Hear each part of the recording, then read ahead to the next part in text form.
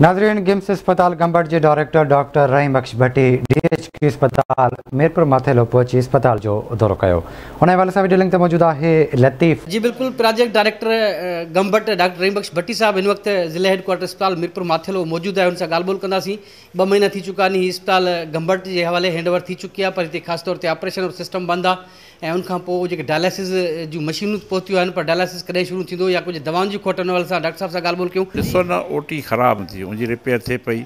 हाँ, जीअं हाणे काफ़ी ठही वियूं आहिनि, त इंशाल्लाह इहो मंडे ते शुरू थी वेंदा OT जेको असांजो आहे प्रोग्राम आहे। ॿियो एनेस्थेटिक्स हिते कोन हुयो, उहो बि असां अरेंज कयो आहे त एनेस्थेटिक्स अचे। छा सर्जन जैसे एनेस्थीसिया वारो न हूंदो सर्जरी नथो करे सघे। उहो बि छा हिते मां जॾहिं आयुसि त एडमिनिस्ट्रेशन में मुंहिंजो हिकिड़ो बि डॉक्टर कोन हो। MS कोन हो, AMS हुन त 2 ॾींहं उतां रिलीज़ थी हलियो। DMS कोन हो, RMO कोन हो, चीफ WMO चीफ MO कोन हुयो, ऐं हिते MOs न हुया। हाँ 5 असां एमरजेंसी बेसिस ते MOs रखिया आहिनि एमरजेंसी में, प्लस हिकिड़ो असां राति जो नाइट जो हिकिड़ो MO रखियो आहे। ज़ाहिर हिते स्लो जेको आहे 2 महीननि जे अंदरि तव्हांजो ॾिसो ही डायलिसिस सेंटर जेको हुयो 2 महीने जे अंदरि, माना 2 महीने खां घटि हूंदो, उहो असांजो सभु 2-3 हफ़्ते में शुरू थी वेंदो इंशाल्लाह। मंडे ते चयो आहे मां, पर 1-2 ॾींहं लेट थी सघे थो। कार्डिक तव्हांजो शुरू थी वियो आहे, कार्डिक बंदि पियो तव्हांजो। कार्डिक सेंटर में एमरजेंसी सॼो ख़राबु लॻो पियो, उहो रीनेट थिए पियो। ऐं उन में बि असां हाणे काफ़ी शयूं अहिड़ियूं आहिनि जेके असां गवर्नमेंट खां प्रोवाइड कंदासीं। आर्थोपेडिक सर्जन कोन हो हिते, उहो आर्थोपेडिक सर्जन हिते रहंदो, उनखे हिते रहाईंदासीं। न्यूरो जो बि असां हिते रहाईंदासीं सर्जन। छा ही जेसिताईं अस्पताल जेका आहे न ईअं ज़ीरो ते ई। हाणे त मुंहिंजो जॾहिं उहो अकाउंट में बि अञा मुंहिंजी सही नथी हले, हाणे उन असां उते काग़ज़ ठाहिराया आहिनि।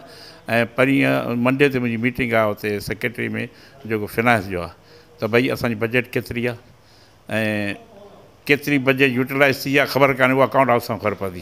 डॉक्टर साहब इहा तव्हां वठी वठिजो त केतिरा असांजे हिन में ख़र्च एक्सपेंस केतिरो आहे, बाक़ी बैलेंस केतिरो आहे। 2 महीननि में ॾिसो डायलिसिस सेंटर तव्हांजो स्टार्ट थो थिए पियो, कार्डिक सेंटर तव्हांजो स्टार्ट थो थिए पियो, इमरजेंसी तव्हांजो स्टार्ट थो थिए पियो, OTs रिपेयर थी विया आहिनि, हाणे उहे स्टार्ट थींदा। ऐं तव्हांखे हिकु बेड ख़ाली नज़र न ईंदो। उहो छो त इहे शयूं हुयूं ई कोन। अच्छा, एडमिनिस्ट्रेशन हिकु बि ऑफिसर कोन्हे मूं वटि हिते। उन खां पोइ मेडिकल अफसर कोन आया हिते, रुगो 2-3 स्पेशलिस्ट वेठा हुया।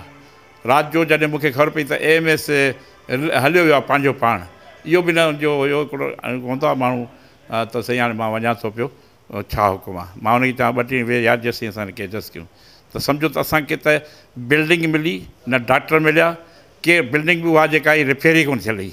ऐं अलाए शुक्र आहे तव्हां एडमिनिस्ट्रेटर मां उतां रखी हिते मोकिलियो आहे। जी बिल्कुल, अमी ॻाल्हि ॿोल ॿुधी। प्रोजेक्ट डायरेक्टर डॉक्टर रहीम बख्श भट्टी साहब चवणो जेका हीअ असांजे हवाले बिल्डिंग जेका हैंडओवर थी, सिर्फ़ु बिल्डिंग हुई, ॿियो किथे बि का शइ ॾिसण वटां कोन हुई। ऐं 2 महीना तमामु थोरो पीरियड आहे। हिन वक़्तु मुख़्तलिफ़ जेके डायलिसिस जे शोभा हुजनि, उन सॼनि जो सामान मशीनरी पहुची चुकियूं आहिनि।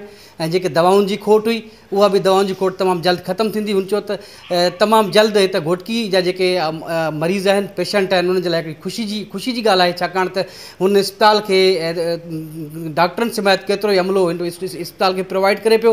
हुनजो वधीक इहो बि चवणो त तमामु जल्द घोटकी वासी इहो बि ॾिसंदा त हिन अस्पताल में केतिरी बहितरी अचे थी। जी।